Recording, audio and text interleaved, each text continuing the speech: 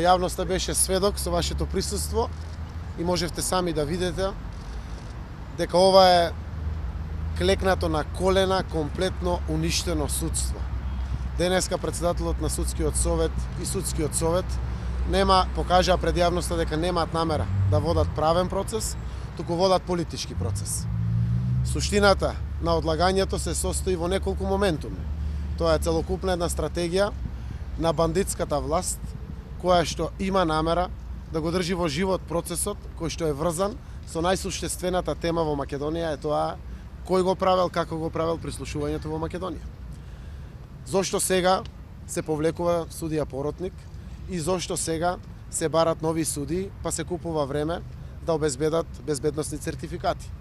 Зошто судијата не повлече веднаш поротници судии кои што имат безбедносни сертификати? Зошто и денеска не е повикан единствениот сведок Никола Груевски да дојде на ова судско рочиште? Ова денеска, пред целата јавност, со вашето присуство, потврдува само едно. Ова македонско судство мора да биде променето. Македонското правосудство и правен систем воопшто не постојат. И тоа, за наша среќа, ќе трае уште 40 дена. На 11 декември ова завршува. Овој срам за Македонија конечно завршува. Повелете прашање. Дали тоа што Груевски не сака да почне процесот пред избори е вистинската причина за одложување? Секако, заради тоа што обврска и на Пражинскиот договор, обврска и на сите политички актери во државата, но пред се и над се, без разлика на нашата волја политичка или не, обврска на македонското правосудство е да одговори кој прислушувал, како прислушувал, колку време тоа го правел, како тоа го правел целиот овој период. Тоа им го должи македонското правосудство на граѓаните на Република Македонија.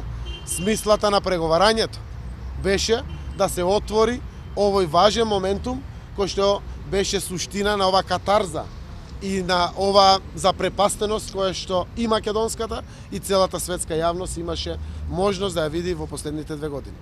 Побаравте збор во Студница, не ви дадоа, што сакавте да ја кажете на судиката?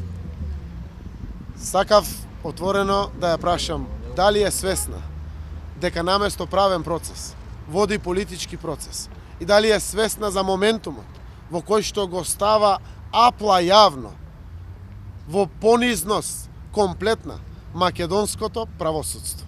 Сакав само тоа да прашам, за жал не ми беше даден збор. Господин Заев, ако заврша колегите, имам едно прашање надвор малце од судскиот процес. Се ближи моментот кога треба да ги објавите носителите на изборните единици и како има ли првични информации, како ја коментирате изјавата на господинот Ахмети дека нема потреба да ловите албански гласови? Господинот Ахмети и било кој од власта нека си терат своја агенда.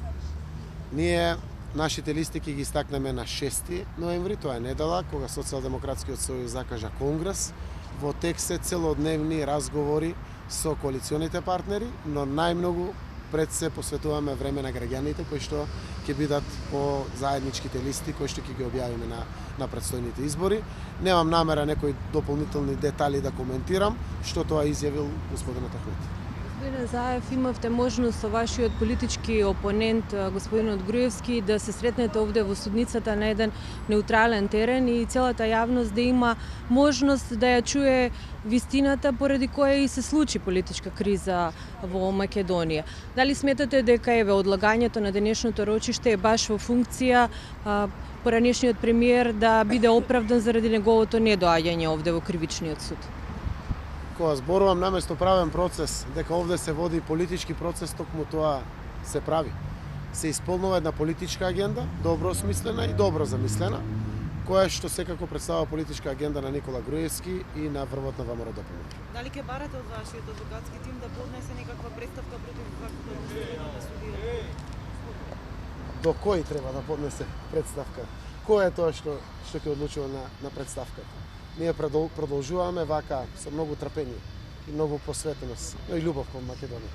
Да извадиме на површина целата ова катарза и целиот овој срам, кој што граѓаните за жал мора да го видат, за да конечно само тоа биде и гаранцијата дека итно на Македонија и треба нормална земја, каде што ќе воспоставиме правосуден систем кој што нема да има никакви допирни точки со било кој мокник во државата. без разлика дали е тоа финансиски мокник, политички мокник или било кој од ова наше општество.